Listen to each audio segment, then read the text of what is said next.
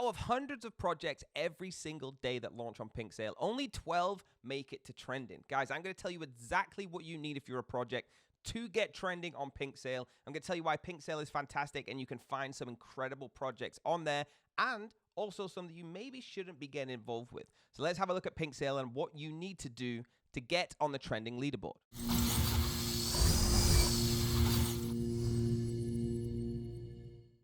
So guys, let's have a look actually on the Pinksale website about what it says you need to get trending. So some of the metrics are down here. Now, the trending bar is controlled via a smart algorithm that has been designed to keep trending fair, whilst also having the ability to remove projects who try to trick the algorithm. Remember when I said there might be some that are not that good, but Pinksale are very good at funneling them out.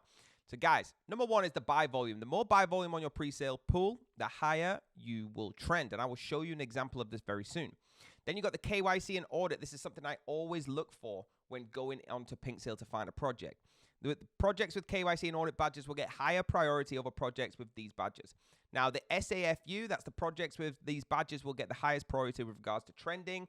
And the DOXX projects will get more success to trending. So the big tip they give you, if you want to better your chances at trending, combine the above metrics, but please note the above will not guarantee you a trending position. So you need to put all these metrics together and also do a lot of your own analysis and testing, okay?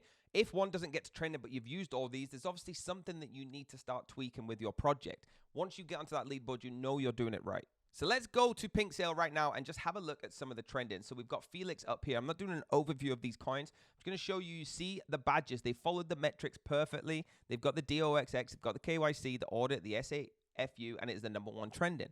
People are getting involved right now. They've got a huge buy pool. They've got a lot of info on there, every single thing you need. So guys, they've followed the metrics. And I guarantee as I go through these DOGB, okay, they've only got the audit badge, so they must have a huge buy pool, and they're doing very, very well in their analysis. NUTINU, okay, again, they've got the audit, they've got the fire hashtag, SAFU, audit, KYC. So you see where this is going, guys. There's none of these that don't at least have a badge. We could probably find a token on here that has no badges, but they're never going to get onto trending. There's so many listed that you just will never get here.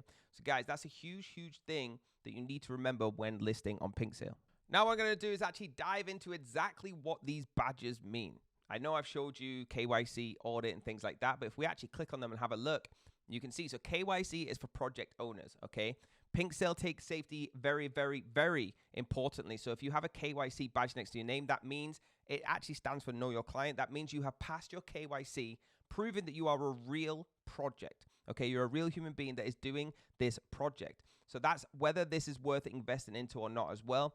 And the Know Your Customer is obviously the identification verification. It works simply like this. They need their passport or national ID from whatever country they're in, and then Pinksale will validate them. Going through to the DOXX badge, okay, that's the latest add-on that they've just started, but that will complete, you've got to complete your KYC with Pinksale, upload a video AMA to YouTube and share it with the community so you can actually see that people are talking about this, that you are real again, and then send the YouTube to Pinksale for your private support.